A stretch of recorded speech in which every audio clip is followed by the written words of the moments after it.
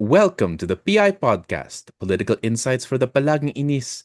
I'm your host, Matt Ordonez, and the PI Podcast is returning. We're going expanding on different topics, but in this episode, we're going to theater right now. And as you know, we've talked about, recommended pieces of theater plays before, but in this time, we're focusing on a specific production, to talk about, and by a let's say a smaller but experimental but very exciting theater group, the Langgam Performance Troupe.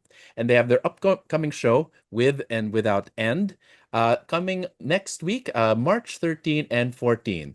But first, to talk about Langgam and their new show, we have Blonski Cruz and Jenny Logico-Cruz, the husband and wife heads of Langgam Performance. Welcome to the PI podcast. Hi, thank you, Matt, for having us in PI Podcast. We're happy to be here. Mm-hmm. Hi everyone. Good evening. Okay. All right. So let's start first with maybe just telling listeners like what is Langgam Performance Troupe and what makes it different from the other theater groups out there right now. Go ahead. So, shall I start? Sure. Yeah, ladies first. Ladies first. Ladies first, okay. Yeah. So Langgam Performance Troupe is an independent contemporary theater and performance company. We focus on experimental, process-based, and practices research works. It's our 11th year, actually. So we Mm. founded Langgam back in 2015, and we have evolved since then. Mm-hmm. And now we're celebrating our 11th year.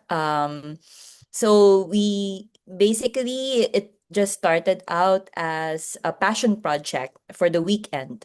Mm-hmm. Um, Back in 2015, we were still working in our respective corporate jobs. We were going through 9 to 5 work. And during the weekend, like we wanted something that would, that would have us go back to art, because we Mm. were in hiatus from art making at that time. Mm-hmm. So we thought about just starting a very small theater company Mm-hmm. and just creating stuff together with friends. And then all of a sudden, I guess not all of a sudden, but gradually it grew. It grew to more collaborators and more experiments. And then later on, we finally established our SEC as a Mm. nonprofit organization. So that's how Langgam evolved over the years. And of course, Langgam means ant in Mm-hmm. Tagalog, focusing more on the values of collaboration, Mm-mm. of on-the-ground research, and uh, yeah, and um, resourcefulness with Mm. what's given to you, but also langgam is a dual meaning in Filipino Yes. language. So in Bisaya, it means bird. Mm. So it also focuses on, pushing boundaries, Mm-hmm. questioning limits, and, like, and yeah, and also maintaining a critical bird's eye view of the work Mm-hmm. as well. So it holds those dual meanings. Yeah. I guess to add to that, what started out as quarter life crisis for me and Mm. Jen has turned into Mm-mm. it's turned into community of collaborators that span not only in the art sector but also Mm. in historical sector, the heritage sector, uh, you know, uh, yeah, in other sectors, not only limited to theater. So Mm-hmm. yeah, thank God for the quarter life crisis. Is it okay to ask like what triggered that crisis, or maybe like what was the need or like the hole that you wanted to fill with Langgam? Like was there like a specific kind of story you guys wanted to tell with this organization you have? Go ahead. Yeah, Mm. I think during that time when Jen mentioned we were in our respective office works, Mm. I think once you start out as an artist, or maybe when you were young and you had a calling for a certain expression in the arts. Mm. Even though you would put it to the side, it would Mm-hmm. always nudge you uh into that direction. Mm-hmm. So what started out as something that we wanted to create works that Mm. probably me and Jenny wanted to watch ourselves as Mm-hmm. audiences. Yeah. We found out through that exploration that there were other like-minded artists that also Mm. had the same passion to Mm-hmm. actually create these works that we wanted to watch. Mm-hmm. So yeah, I think that's what sprung us to form Langgam. Mm. And how would you describe the kind of shows you wanted to watch, or maybe the ones that are, well, even then, we have a, let's just say, I mean, theaters, Philippine theater's there, but it has grown a lot. You have Repertoire Mm. in the Philippines, which is more traditional. You have Tanghalang, Filipino, I think. Mhm. CCP, more Filipino. And then you have emerging ones like Barefoot and well, there are many others. Of course, PETA, which is a bit Mhm. more political and advocacy oriented theater. So there's a lot, but what aren't they providing? I mean, they're more active than ever, actually. But Yeah. what's Yeah. the where do you fit in? Where does Langgam fit in, and what kind of stories did you want that maybe these weren't quite giving? Go ahead. Yeah. Well, well, first I have to start with giving credit to Sure. those big institutional theaters, because Yes. without them, we wouldn't be forming our own, Sure. wouldn't Mm-mm. be venturing into our own I guess adventure into Sure. theater making. Mm. Um uh in a way that they were our parents, right? Mm-hmm. But I guess like somehow it came to a point where um one, there were certain stories that have not been tackled, right? Yes. And certain devices that we are interested to see but have Mm. not been played out yet. Mm-hmm. And we saw the limitation of that, of course, Mm. um, especially in traditional and mainstream theater. And we Mm. completely understand why those Mm. limitations exist. Mm-hmm. And so we started to think that what if we get to do them, or what if Yes. we put out ourselves, right? Mm. And of course, like the commitment to do so was also quite a challenge, because creating theater is a very expensive venture. Mm-hmm. It's it's capital intensive, whether we like Mm-hmm. it or not, next to film, right? Mm-hmm. And so we also came into the dilemma of like, what's our space? Yes. What's the space gonna look like? Because we Mm. don't have that kind of money to rent a regular proscenium. Mm-hmm. So we kind of took like not a detour, but it kind of redirected us into more alternative spaces. Mm-hmm. Alternative spaces of performance. So looking at spaces that are not necessarily proscenium, Mm-hmm. or the traditional theater spaces, looking at Mm. site-specific spaces, may Mm. that be in a cafe or in a room, Mm. or Uh-huh. where else did we perform in, or in Right. basement or a Oh, garage, okay. you know. And Mm-mm. then it also made us devise other ways Mm. of creating alternative structures of theater, Okay. that Mm-mm. would be, I guess, like inexpensive for us Mm-hmm. produce. Yes. So it's I guess the experimental path that we got into Mm-hmm. was born out of the limitations, right? Mm-hmm. The limitations of resources, the limitations of funding, Mm-hmm. the limitations of spaces for Right. artists like us, now who wants to create, but we don't necessarily have like Mm. uh machinery or big funding, right? Mm-hmm. So so that I think those things, when you're faced with certain limitations, Mm. a different kind of creativity arises, you know. Right. And it's also a testament of like how experimental you really get Mm. because of those limitations. Yeah. Yeah. I mean, just to add to what Jen said, we're Mm. also still big fans of musicals or Yeah, traditional we Yes. are. Yeah. theater, Mm. and sometimes, like even in this very experimental practice that we have, we still borrow a lot of and elements or heavily influenced by these. I guess you can say mainstream or Mm. more traditional type of theater. Mm-hmm. Maybe what they're trying to do is what's the plan of the person.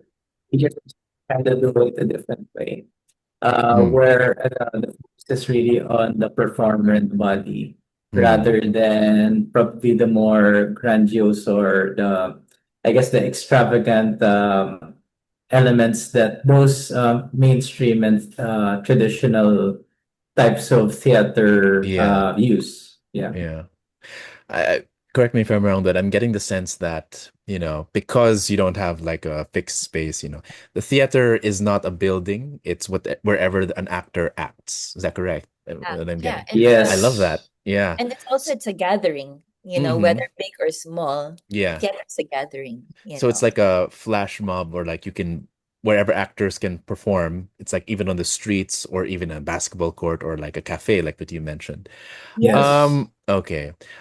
We keep using the word experimental, but maybe can you define us for the listeners like what it is and maybe how you created these experimental. Maybe you can show some examples that Langgam has done in the past, maybe from its the beginning. Like what are its first experiments up to the Yeah. today? Go ahead. Yeah.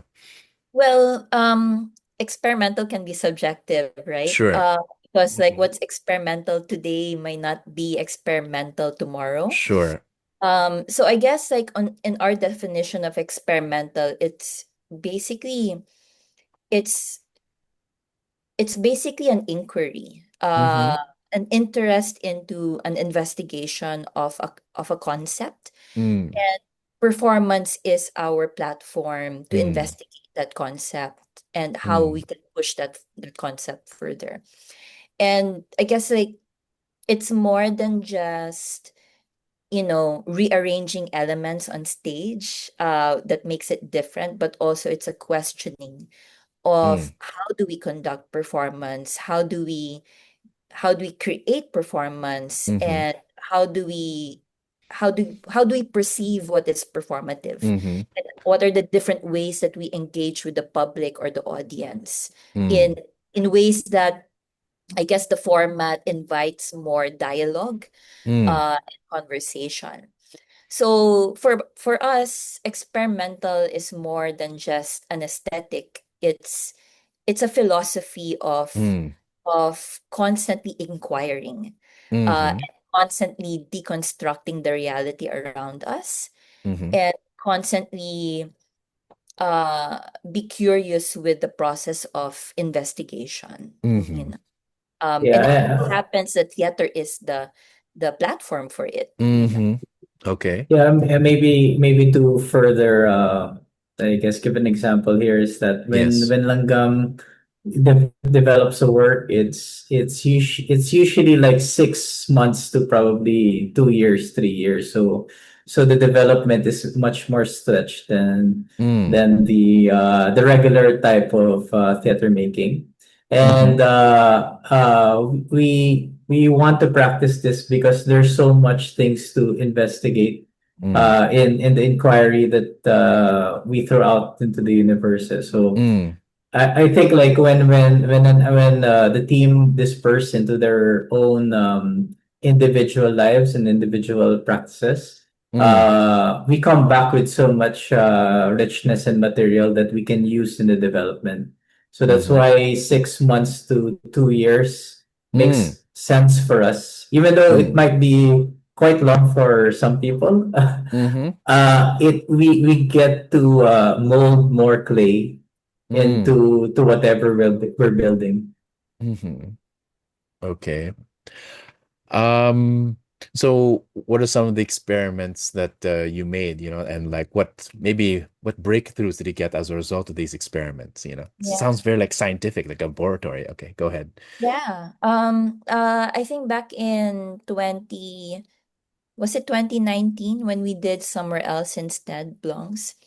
Um, Yeah, we started 2018, and 2018. then Yeah. yeah, Then we we started to make it yeah public 2019 to yeah. Mm, 2020. right. But we had a piece called Somewhere Else Instead, which was basically investigating the metaphor of the staircase Mm, and how staircase, a very simple art piece of architecture, mm-hmm, serves multiple meanings mm, in our lives, whether mm, it's literary, sociological, architectural, anthropological, etc. mm-hmm, So we spent, I think, a little bit more than a year just traveling from one staircase to the next and doing mm-hmm. improv exercises in the Okay. architecture of staircases. Mm-hmm, So one day we would meet up, and then it's a spiral staircase that we're mm-hmm, experimenting on.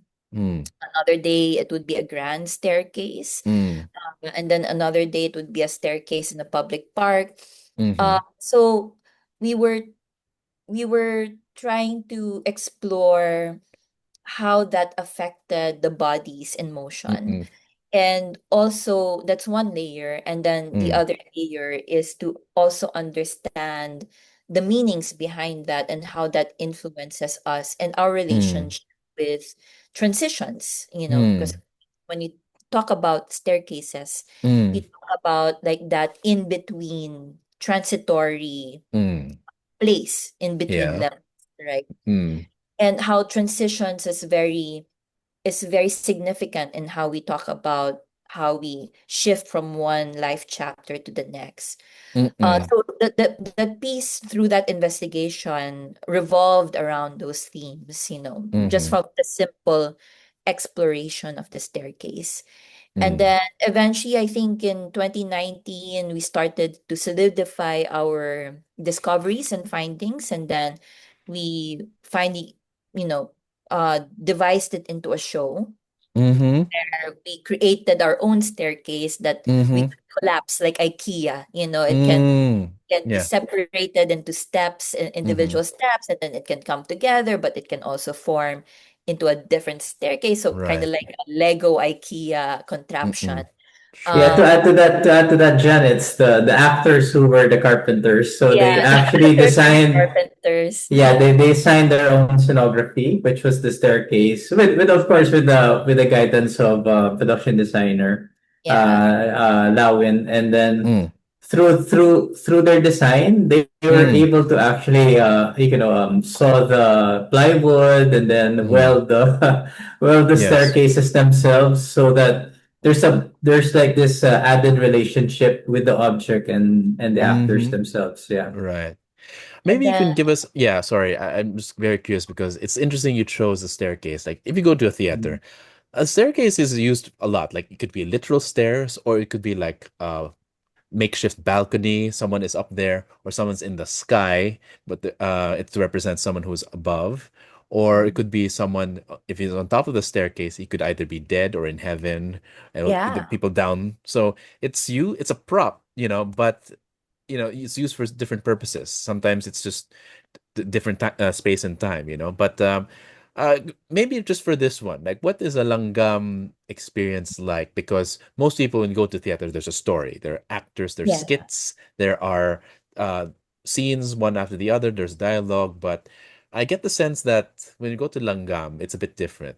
Can you give us a better idea on what a langgam uh, production feels like? yeah. What's the experience like? Go ahead. Yeah, maybe I can answer as the dramaturg. Sure. Sure. I'll try to kind of like simulate it for the listeners. But Uh-huh. uh so we, of course, we do have a certain experimental way of making it, but we're Mm. very conscious in terms of not making it too alienating for the Mm-hmm. audience. Yeah. So maybe for the more physical performances, when you Mm. do watch them, Mm. they're there are probably less text than the traditional play. Mm, But what we try to do is with of course Jenny and the actors, and then me as the mm, dramaturg, trying to crystallize it for the audience, so that the alienation is not doesn't become applied to the work. mhm, We try to make it as accessible to anyone, whether you mhm, are a regular theater goer or someone who's coming in watching their first, I guess, theatrical experience.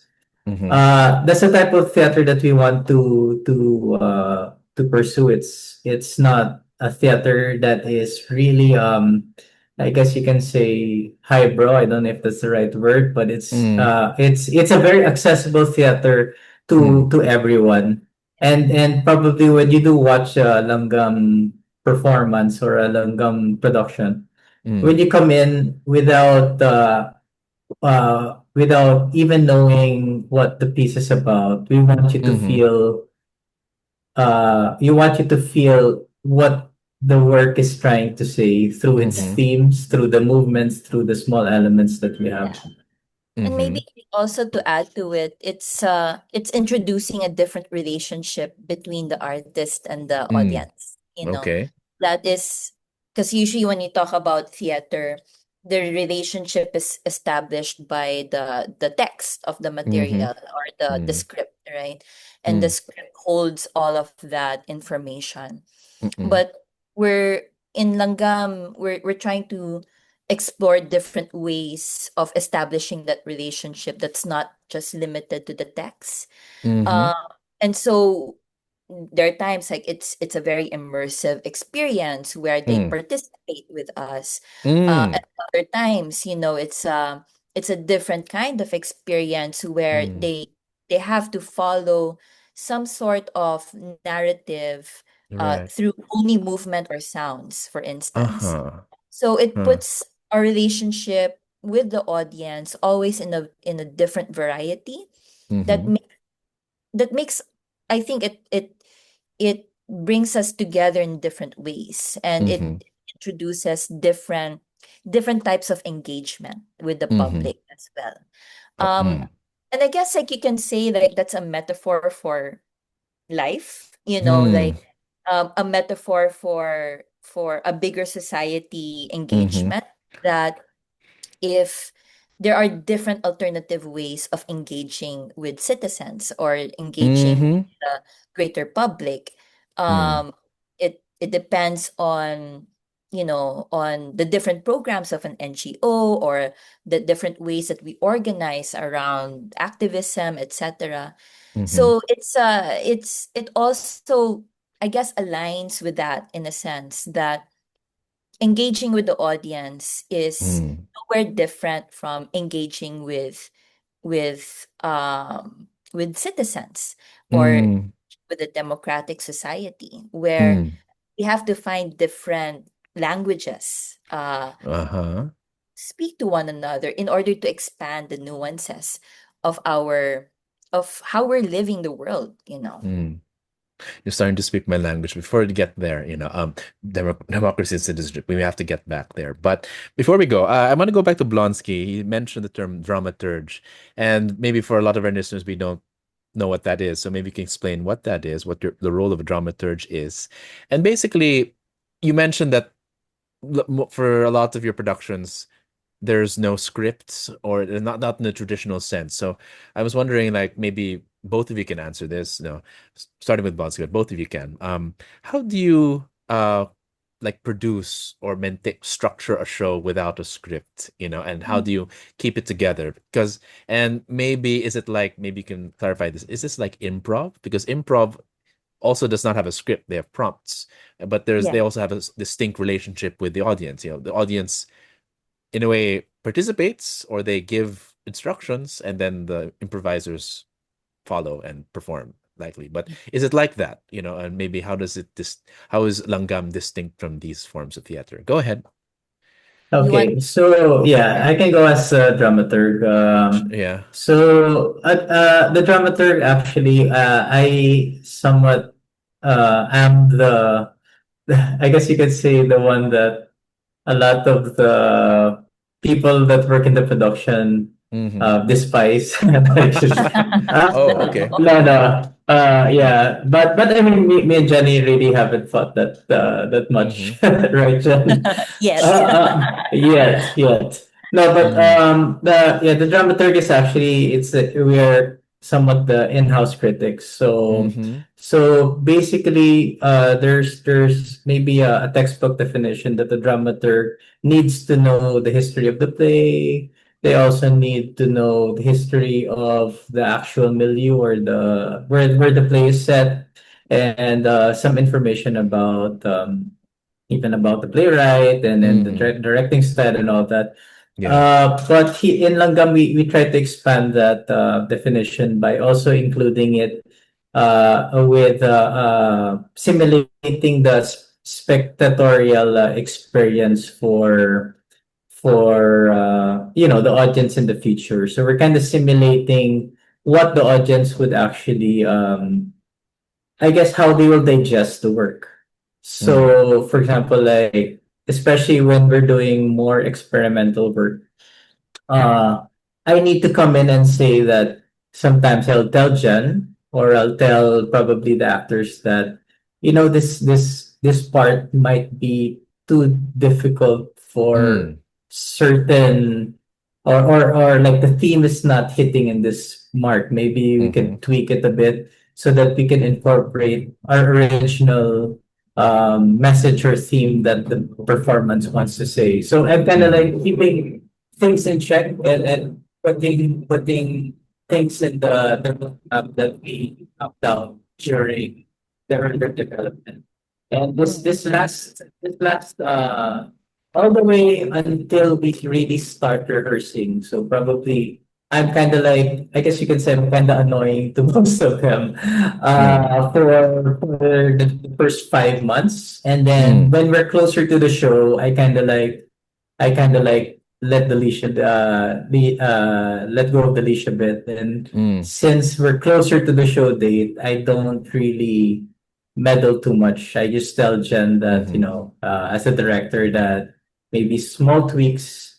Mm-hmm. And then sometimes when the show comes out and there's feedback from the critics Mm-hmm. and feedback from the audience, Mm. I try to take note of that. And then probably during such small developments, I talk to Jenny or the director that I'm working with in Langgam, Mm-hmm. and I say that this is the reaction that's coming out. Are we Mm. happy with this reaction? And if Mm-hmm. we are happy with this reaction, because sometimes just because there's a negative feedback or a Mm. negative comment doesn't necessarily mean that it's negative. Mm-hmm. You just need to be clear in terms of what the production is trying to, I guess, the reaction that it's trying to get from the audience. Mm-hmm. So I just kind of like massage, and then I Mm. tell Jen or my director that this is what's coming out. Are we happy with it? If Mm. not, maybe we tweak it a bit to kind of Okay. like change the narrative or change the reaction a bit. So yeah. Okay. Mm. On my end, since we don't normally work with the script, sometimes we work with the script, but in other Mm-hmm. projects we don't normally have a playwright and a ready script. We do a lot of devising work, meaning that we invite the actors to co-write Mm. material with us. No, so Mm-hmm. it's not necessarily a new practice. It's actually a practice that's been around for quite some time, Mm-hmm. for many decades already in theater history. Mm. And actually it's a very feminist Mm. it's a feminist approach to theater making, the Mm-mm. device theater, meaning that it deconstructs the whole structure of theater making, where we see the director and the playwright as the authority and Mm. everyone else follows. So Mm. devising kind of like deconstructs that and says that no, actually, we are all authors of this work. We're Mm. all collaborators for it. And Okay. so we contribute into the building of the material. Mm. And I guess my role in that one is not necessarily to dictate what happens, but to co-edit the material with the actors and Mm-hmm. what are their contribution, you know. Mm, So it's mainly like editing, mm, it's an editing role mm, for a director who does device theater, mm-mm, maintaining that their lived experience is still maintained within that material, but also it's still within the intent or the theme that we're after, you know. mm. It's interesting. I mean, I'm getting the sense that, in a way, you're flattening established hierarchies in the theater structure. Like mostly, a lot of times, it's the playwright or the director are at the top, and then everyone else follows, But here, it's more collaborative. It's a bit more. Um, would you say it's postmodern? Like postmodern theater or something? Yeah. Or it's Yeah, maybe critical? Yeah.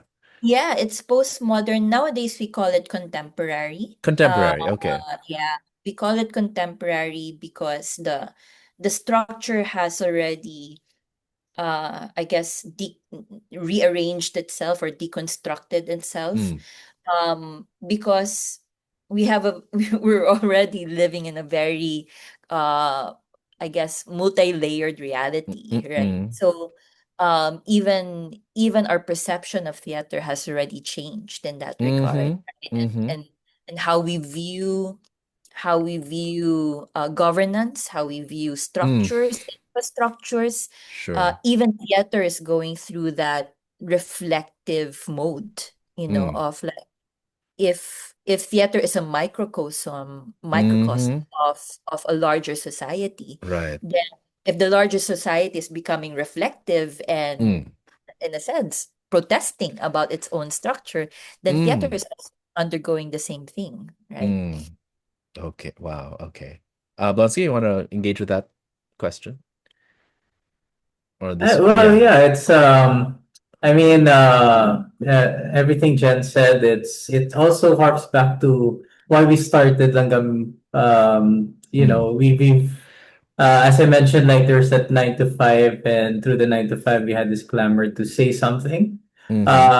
Maybe not really, overtly political, but there was Mm. this urge to actually express oneself, and Right. whatever that meant. And maybe Mm. through the 11 years of doing langgam, we've found that avenue of Mm-hmm. expression, Mm. or whatever that message that we were yearning to say. It's Mm. coming out through these collaborations with these amazing Mm-mm. people. Yeah. Yeah. I think, well, we've been circling around this question, but I'm sure listeners are wondering still, why is theater political? Maybe what do you think of that? And because I think Jen specifically is talking about how it's in a way a lot of simulation or microcosm of society, but yeah, how is that this important to being democratic citizens? Why should we bother with theater? Yeah, go ahead. Who would like to go Uh, first? Yeah. well, well, I think um, theater, and also art in general, Yes. the mere presence of it is, for me, it's an indication that democracy is on operation. It's Okay. functional. So Hmm. that's one layer. Okay. But also, one can also argue that its its presence is important to assert that there's freedom of expression Hmm. happening in our society, but also there's the quality of presence, right? Okay. Mm-mm. Because I've been in countries where theater exists, but Mm. it doesn't necessarily mean that its existence it's living a life quality, Okay. because of the presence of strong censorship, etc. Yes.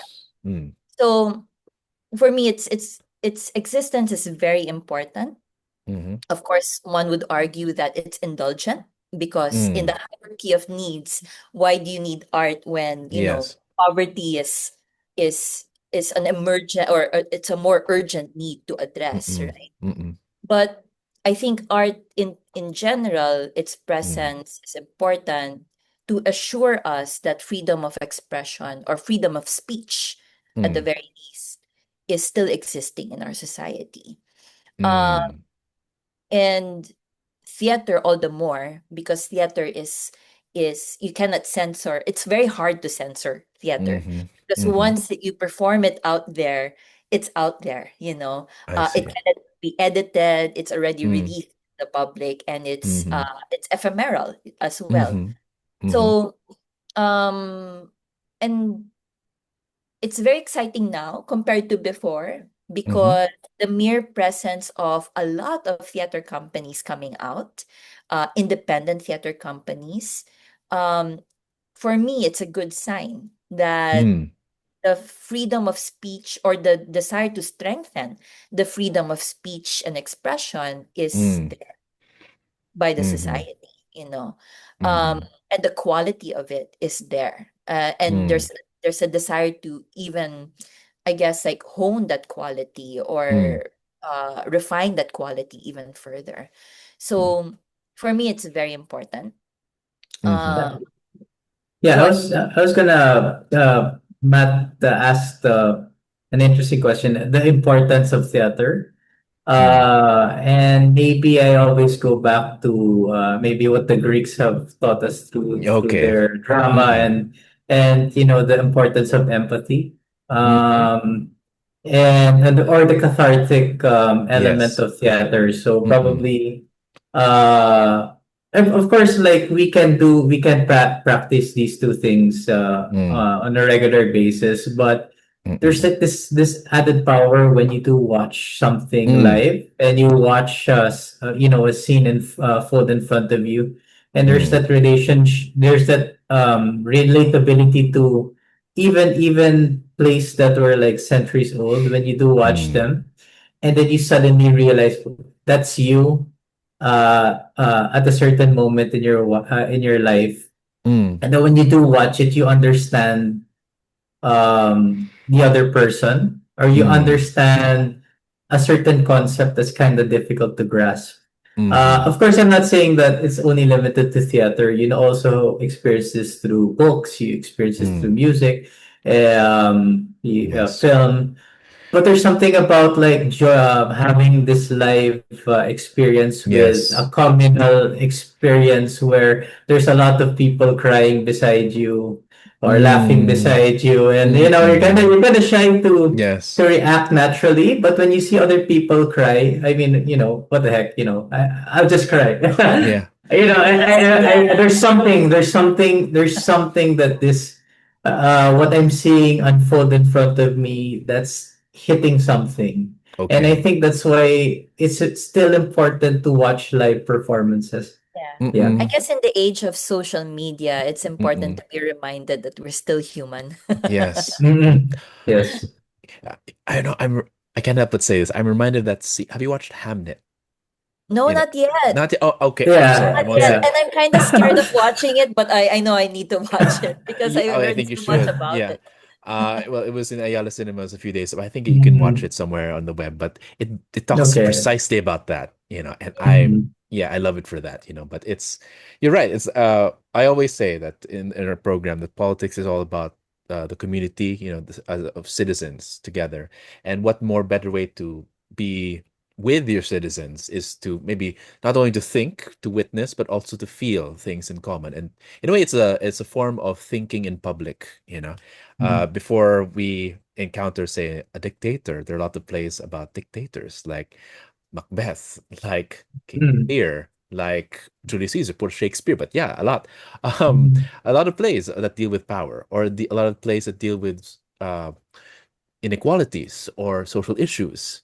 And I think maybe we can move on to like what Langgam gives. Like a lot of conventional plays always have political messaging or political topicality. They deal with all topics. But maybe I think this was you guys touched on this somewhat, but maybe we can hammer down like a definitive answers. How does Langgam's what how do I put this? Uh how are Langgam's productions, political? What does it contribute to the political consciousness of its audiences? I like what Jenny answered. Like, it's difficult to censor because it can be anywhere. It's like guerrilla warfare in a way. You could just have it here or there. But in terms of content and substance, what is the political contribution of Langgam's stories? Go ahead. Right. Um, well, I think Langgam contributes to that in a sense that it contributes into the diverse, well, one, it contributes to the diversity of the theater ecosystem. Mm-hmm. Mm-hmm. And I really believe that for the theater ecosystem to really Mm, thrive, there has to be a place for both, mm, for all types of theater, mainstream, mm-hmm. traditional, classical, Mm, experimental, fringe, offbeat, mm-hmm. and everything in between, Mm-hmm. burlesque, um, um, ano tawag dito, burlesque, circus, these are all spectrums of theater. Yeah. And we come in, I guess, to encourage or to add, but also to encourage that Mm-hmm. diversity, Mm-hmm. spread out even more so that that Mm. ecosystem will thrive. Okay. And I think for me that in itself is a political movement, Okay. to encourage that diversity, especially Mm-hmm. in this time where, our political climate right now is very divisive Mm-hmm. rather than diverse. Mm. That you're always being compelled or you're always being expected Mm. to see things black and white, right? Yeah. But actually, reality is so much more complicated than that.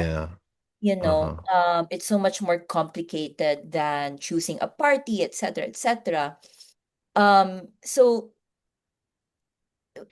just the mere fact that we just want to encourage diversity, not Yes. just diversity of art making, but Mm. also diversity of engagement Mm. with the audience, diversity of spectating. Mm-hmm. It's a reminder of like our world is not divisive and we shouldn't Mm. encourage divisiveness. It's not Mm. either or, it's not you Uh-huh. versus them.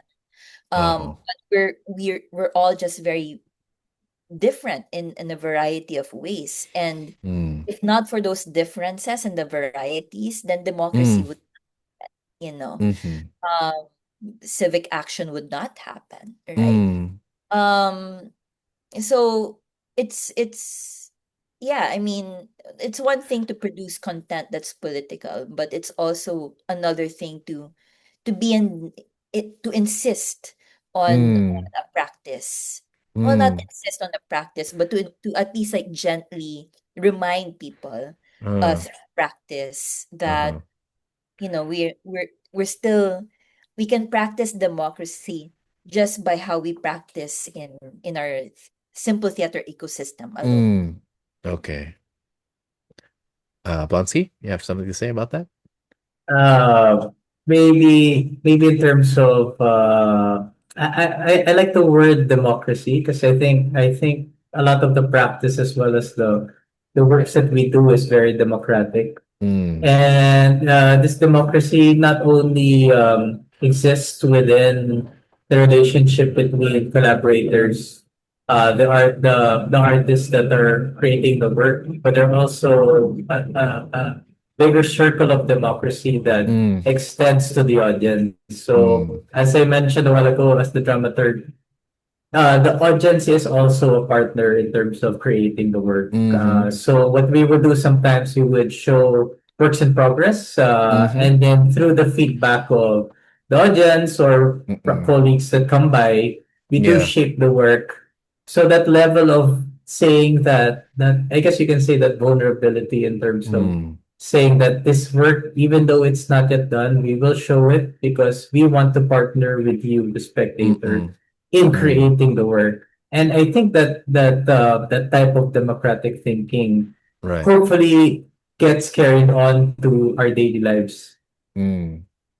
Yeah. In a way, my former co-host Borge, loves this term called spectatorship and citizenship, where Mm. in a way citizens have been reduced to spectators, just watching politics. But in a way, I feel like when you enter into a Langgam performing troupe and you interact with the audience, the actor interacts with the audience, and it reminds us like, hey, we're part of this world too. They're not just here for show. We share this space, and therefore, we have shared interests, we have shared Mm. existence, and I find that very, very compelling. Yeah. Mm-mm. Anything else? Yeah. Yeah, I mean, I totally agree. There's no such thing as a passive spectator. Yeah. Uh, Mm. and I mean, like, in at least in Langgam, we're very conscious about that our Okay. spectators are not passive receivers. Mm. They are the most important ingredient in Mm. a project where Okay. they complete the meaning making of the piece. Mm-hmm. So they're not just consumers of our work, they're our Right. collaborators, right? Mm. Yeah, and this type of thinking also extends not only to audiences in the city, they're also Mm. extended to audiences in the provinces. Mm-hmm. Because like Langgam, if people remember that, you know,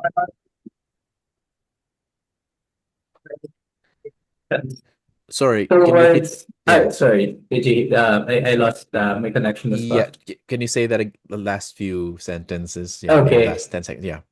Yeah, so I was just saying that Langgam, we're a touring group. So we've Mm-hmm. actually performed some of our more experimental works in different regions and localities. Mm-mm. And even they would always surprise us in terms of how they would receive the work.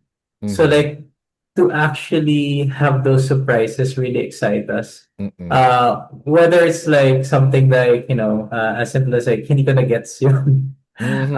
There's like this engagement na you can ask, ano yung hindi mo nagigets doon? Baka Mm-mm. we can do something to Mm-mm. actually, make you more involved Mm. in our revisions. Yeah. Right. Right.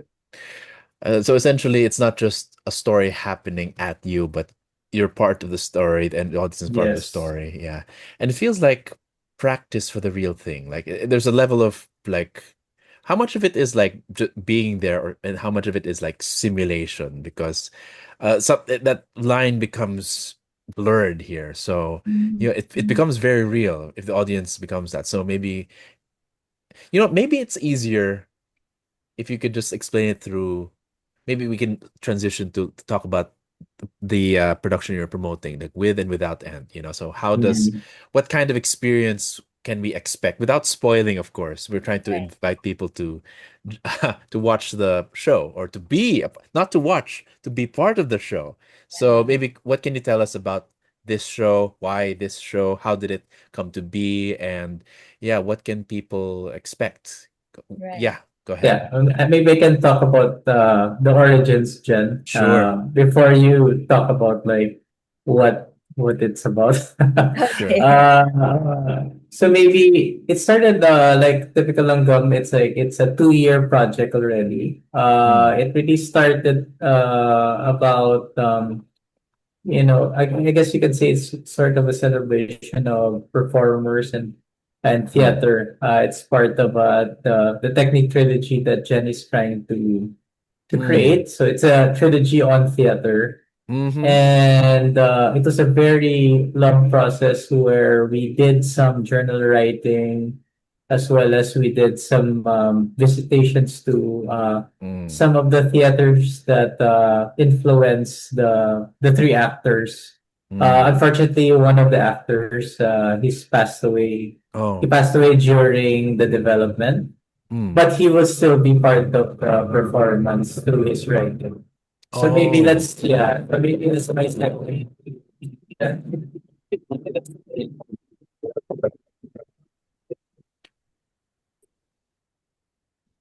Uh, okay. Jenny, want to go? Sorry. Are you I done? really, Yeah, Sorry, what? because we have a plane that passes by, so Ah, that's you why Ah, didn't hear. like ours. We live next to Naiya. Okay. oh, okay. Oh, okay. So if What the didn't you if catch? the connection cuts off, it's because a plane passed by. Oh my goodness. Okay. Yeah. What Mm. So didn't you you can you catch, can Jen? The last two sentences, maybe? Can you say that yeah. again? Yeah. Okay, yeah. So I was just saying, Jen, that even though one of our actors, Joel, he passed away, Yes. he will still be part of the performance through his writings. So I Mm. was Yes. gonna say that this is probably a good segue to explaining the open rehearsal format as well as what the piece is about. Yeah, Okay. so I'll reiterate that Within and Without End is the first installment of the Techni trilogy, which Mm-hmm. is basically, after 11 years of doing Langgam, we're kind of reflective now of Mm-hmm. what we're doing. So it talks about, like, the trilogy talks about our relationship with the theater machine. Mm-hmm. So the first installment, Within and Without End, basically it's a performance about performers playing performers talking about performance, so Mm. it's a it's a meta theater, Meta you know theater. Okay. yeah. And so the format is like an open rehearsal where the audience literally comes in and they're like entering into a rehearsal where the Mm-hmm. actors and the directors and dramaturgs are present. Uh, Mm. they greet the audience, and then Mm-hmm. they allow the audience to witness what goes on in the rehearsal, which is Mm. warm-ups, improv Mm. exercises, um, conversations between the director, dramaturg, and the actors, seeing them getting directed around space and improv Mm-hmm. exercises, and even like run-throughs that are interrupted by Mm. notes Mm. from the director and dramaturg.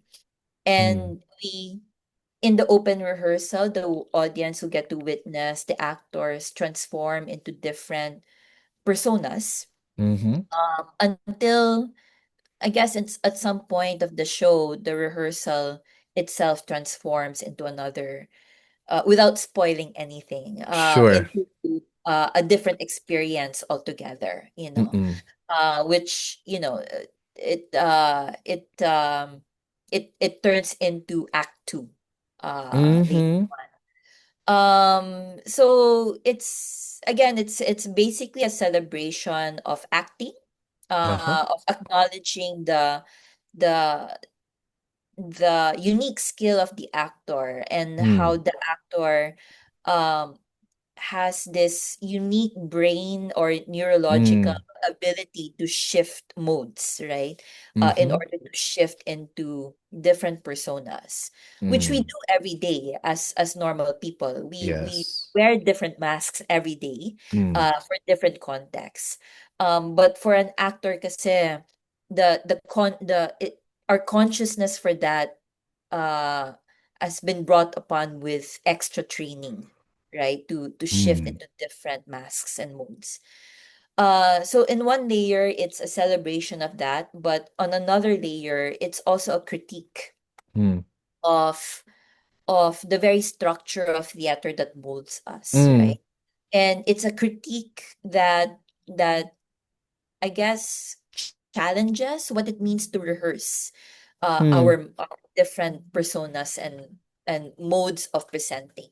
Mm-mm. Um, and sa show kasi, me and Blonski participate in it, right? Mm-hmm. And at some point, maybe we'll invite audience to participate in it as well. So it goes back to like flattening the structure Mm-hmm. where we're all just equals here. Mm. Nothing is hidden. Nothing is overly performed. Mm. But we all guide each other through a rehearsal, right? Mm. We're all participating in a rehearsal, whatever Mm. rehearsal means for you. So it's really a gathering and understanding and deconstructing the very structures of theater, Mm. that open rehearsal, you know, Mm. without spoiling anything. Yeah. Maybe like when we started Langgam, it was a quarter life crisis, and within and without end could be the start of our real Midlife midlife Crisis. crisis. Mm. The 11 years of doing theater. No, I'm kidding. Uh-huh. Yeah, but like just to add to what Jen said, Matt, sorry, but in some way like there's like this type of experience where you will see how theater is somewhat created through Mm. this open rehearsal. So Mm. usually, like when you do watch a play, you only watch the end product. But Mm-hmm. what we try to do is we try to invite the audience to actually witness how it looks like before that end product happens. Uh-huh. But there will be an end product, but you have to watch to know what the end I product see. is. Uh-huh. But it's Yeah, an interesting play of, or yeah, interesting like deconstructing of the power play, right? Or the power Mm-hmm. dynamic. yes, yes. Normally we Mm. would witness in the rehearsal, because there's an authority figure and then there are people who follow. Uh. Um, but it's also looking at, presenting a different dynamic where you actually have very inquisitive actors, very Mm-hmm. inquisitive and very intelligent actors who also questions authority as well, or who Mm-hmm. also questions directions, until Uh. such a point that they take ownership of their Mm. embodiments. Mm. They run away with it. Mm-hmm. So yeah, so Wow. Yeah. No, that yeah, I completely understand. It feels like there is something democratic because to highlight a democracy is a relationship between equals. Every citizen is an equal. The leadership or whoever gets elected, it's not, well, it's they just fill in a role, but they're still equal to all other citizens. We forget that with things like authority. So I think it's interesting that if we democratize theater, it becomes a bit more participative, it's become more open, it's becomes more exciting in a way. Uh wow. Okay. So, mm, is it a is it a spoiler to ask why is it called With and Without End? What does that mean? Yeah. Is it? within and without, and no, it's not. It's I guess, like, because at the core of it, it's really a celebration of actors Okay. and the acting process. Mm-mm. But more so like how acting has really taken over Mm, a lot of our lives, really. mm, And for an actor kasi, it's a very unique, I think, life that an actor leads, mm, because the more that they add characters into their portfolio, and then huh. there's an assumption that an actor lets go of a character after a Mm, project, right? But actually, they don't necessarily let go of that completely. It embeds mm-mm, into their body and system. mm, So they don't they don't disperse that character. That mm, character just further roots itself into the actor, and it's mm, it's almost like it's adding infinitely. It adds mm-hmm, realities within realities, mm, within an actor, right? So it's like it's within and without end. Like, we have mm-hmm, built-in realities within us. mm, Um, the more that we absorb mm, a persona, we absorb experiences, we absorb personas, we absorb mm-mm, masks, and before you know it, we hold our own cosmology, actually. mm, Yeah, and maybe to add to that, within and without, and this is somewhat like within us. There's these multitude of personas that unconsciously and sometimes consciously we do perform, mm-hmm, and they're all built within us, and through these traditional personas, maybe from young Carl Jung, mm, and then like when we have the agency to actually perform it against some restrictions that some elements that restrict this, which is like probably sometimes tradition, the environment, the political landscape, and all that, that it gets suppressed, and these hindrances prevent us from performing this. So, the show is trying to combat this, Mm. that we are all capable of these I guess amazing personas that are all already built within us, Mm. but we need a certain space, and this democratic space that we're talking about, Mhm. to actually allow it to come out. So Mm. hopefully during the performance, the Mm. audience does wish. Oh no, am I spoiling it, Jen? Yeah. Anyways, yeah, something like that. Yeah, yeah, Mm. yeah, oh, Mm-mm. yeah. Yeah. Well, this has been a very fruitful discussion, very educational for me. But now, at this point, maybe I'll give you guys, both of you, a chance to address our listeners and tell them why should they come and watch With and Without End, and maybe continue to watch Langgam Performing Troupe, okay, and all your other shows. Who would like to go first? Jen? I Yeah, I can go first. Okay. So we invite the listeners to watch Within and Without End. Uh, uh, we have shows on March 13 and 14. March 13 is at uh wait, let me check. I believe it's a Let me Friday and a check Saturday. Yeah. really quick. Yes, That's the Okay. yes. time. Uh, we have a different time on Mm. Friday. Yeah. Uh, Mm. la, la, la, la, la. As independent theater practitioners, we are also the producers and the production managers. I mean, Mm-hmm. we do have a wonderful graphic designer and production manager, but Yeah, we're Yes. kind of like all around all the time with these yeah. independent shows. But yeah, Jen, do you Okay. have? I'm Yeah. ready. Okay. Okay. March 13 is at 8 p.m. And Mm-hmm. then March 14, we have two shows, 3 p.m. and 7 p.m. Mm. They're all located in our studio, which is at Mm-hmm. 99 Mahia in corner Madasalin Street, Mm. Sikatuna Village. And we also have an artist talk on March 15 at 1 Mm. p.m. with serving coffee, tea, and some cookies in that artist talk. Yeah. Um, we we have an early bird promo of only until March 6. That Mm-hmm. would be 800 pesos. After March 6, it's already 1,000 pesos, Okay. sadly. So hopefully everyone gets to avail the early bird promo before then. Mm-hmm. Um, our space is quite limited. So it's best to reserve tickets very early. Mm-hmm. Um, and yeah, I we hope you get to watch it because especially for those who have gone through who've had uh some some some experience in the theater, Mm. some of our audiences from last year because we presented a work in progress showing. Mm. It was pretty nostalgic for them. Mm-hmm. Because it reminds them a lot of the rehearsal process Mm. that they went through when whether they're professionally practicing now or they practiced it when they were students.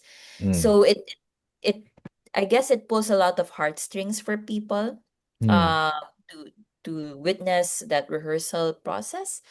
But it I think it's also such a good opportunity to deeply reflect Mm. about the theater, our relationship with the theater, our Mm. relationship with acting and performance. That's not just limited in art making, but how it also expands itself in our everyday performance, really. Mm. So there's something very reflective and meditative about it, and also very philosophical and Mm-hmm. questioning Yes. about those structures. Mm-hmm. Mm. Thank you. So we hope you get to watch that and Yeah, okay. philosophize with us, I guess. Mm-hmm. Mm-hmm. Okay. Blonsky, anything to add? No, I think that's why I made Jen go ahead so that she says everything. Wonderful. Yeah. Uh, mm, honestly, this is much more interdisciplinary than I expected. Like I am blown away. This is, I think, one of the most loaded episodes I've had ever. So I really thank you. Like it blends my love for philosophy, politics, and theater all in one, and I'm excited. Actually, I'm sold. So I'll hope to see you Yeah. guys there. Oh Oh yeah, my cool. Very goodness. We'd love to excited to have you. have Yeah. you. Yeah. Yeah. Yes. Anyway, Yeah. okay, but thank you. Guys, please remember that's March 13 and March 14. There'll be links on where you can get your tickets, and you can follow their page, and we'll have the links to, of course, their Facebook, Instagram, and their official website, wherever they can, yeah, wherever they can find them. All right. So we'll let you know. Now, we normally end our episodes with recommendations where we talk about additional materials that may the listeners for the listeners to continue, let's say, to educating themselves about theater or the topic of the episode. Okay. Who wants to go first with recommendations? Well, Yeah, in terms of literature, sure. my only recommendation, I think, Okay. favorite recommendation will be Rolando Tino's Notes on the Theater. Mm-hmm. You can get a copy in Everything's Fine bookstore. Yes. You've read it, no, Matt? I Uh, have a copy. Yeah. yeah, it's a very short copy, but Mm, very dense in terms mm-hmm. of Tino's perspective on the theater, especially local Filipino theater as well. Mm-mm. Um, I think that is a very good introduction into Filipino contemporary theater, or at least like uh one of the greatest minds theorizing what Yes. Filipino contemporary theater can be, you know. Mm-hmm. And he wrote that many decades ago. So I think that's my best recommendation Mm-hmm. for it, and I think that's been quite influential for us, no, Yeah. Don, Mm-hmm. Yeah. uh Uh, especially lately. yeah. Maybe for me, maybe I'd like to I guess direct people to Theater Fans Manila. Mm-hmm. There's a they've been posting a lot of shows both in the mainstream like musicals as well as independent theater. And Mm. just I think everybody should just go out there. There's Yeah. like this big boom of both I guess you can say big budget musicals and And also straight small plays. theaters Yeah, as and I well. was gonna Yes. say like there's a lot of independent and French theater, exciting Mm-hmm. work out there. You just go online and you'll see like even school plays. Like I think we're talking about like some school productions that are actually very good. Mm. That I think it might be kind of shortchange of me to just say certain productions because again, Mm-hmm. like experience is Yeah. different. Mm-hmm. But I think there's an exciting selection of different theaters that I think a lot of people should just go out and Mm. watch. Just go online and then you'd see like all of these like announcements. So Mm. much stuff going on. Yeah. There's like an Mm. insurgence right now Yeah. of Yeah. theater works, you know. I It's very know. Mhm. It's a exciting. boom. Yes. Yeah, it's a Mhm. very exciting time, and we Uh-huh. should take advantage of that. Mhm. Yeah. So just go on to Theater France Manila Yeah. and take your pick. Yeah. Yeah. But if I were to lean in on some recommendations, it's such a stacked season, my gosh, from classics. Mhm. But in terms of politics, I think there are two that are fit with this theme and that Mhm. can be number one is Endo, which is an adaptation of Jade Castro's film of years Mhm. ago. The stage play is I believe it was adapted by Lisa Mactoto, who is famous for, if I'm not mistaken, was it Care Divas or something? A lot of other PETA related productions. And another one is Babae sa Septic Tank 4, starring Uge, Eugene Domingo. And it's the Yeah, fourth, like, it's a meta commentary on film and on historical series. This time it's on Cheddar. We love Cheddar. yeah, Yeah. yeah. I'm Yeah. sure that's going to There's be a very yeah, meta. Yeah. yeah. Yeah. I Yeah, think she's everyone's in a very reflective mode about theater yeah. Oh, Yeah. yeah. And I think Eugene Domingo really started in stage, so it's kind of like Yes. it's Full kind of her circle. returning to where she began. Like I think Mm-hmm. she's I mean you've seen her perform in stage already. She has a presence with her. So Yeah. I Mm-mm. mean, I just think that it's mere full circle for her. just Mm-mm. mere fact to witness that presence is worth Mm-mm. the price of admission. Yeah. Yes. Which is Mhm. these days pretty steep, but we all Yeah. try Yeah. to, yeah, Yes, get the yes. best show. It's a different podcast But altogether. yes, but it's not as steep, Langgam production, like Langgam Performance Yeah. Troupe, with and without end. It's quite Yeah. affordable and a different experience. Yeah. That's Yeah. marketing, yeah. Yeah. But yeah. Oh, and just one last thing. When Jenny, when you're talking about like actors not quite ending and their characters never leave them, I'm reminded of this, deceptively simple but actually very deep movie. Mga Mister ni Rosario, starring Joris Gamboa. It's Oh, about this. okay. Joris Gamboa plays an actor, and Mm-hmm. he sometimes he gets married with his number one fan. And then all of a sudden, his actors come out. Like one time, he played like an action star or like a horror movie, and then so it never leaves him. So it's like it manifests into something like schizophrenia or split personality disorder. So Nice. it's Mm-hmm. exaggerated, but it's kind of like what Jen was saying with and without. And so maybe it's a sibling work. It's can be found on Netflix, I think. And I remember watching it. It's like, oh, this is so funny. So it's stupid but funny, but also a good commentary along the same lines as with or without. Right. And like, I yeah. We should watch that. We will Yeah, watch I should that. Yeah. actually. Sounds Mm, interesting. Yeah. yeah. Okay, great. So, guys, thank you, Jenny and Blonski, of Langgam Performance Troupe. Okay, again, listeners, uh, you may find them in all the links that we will be posting alongside the episode. All right. The PI podcast can be found on YouTube and Spotify and many other places where you can get your podcast. But until the next episode, magandang gabi, mga ka-PI. Okay, let me just pause this.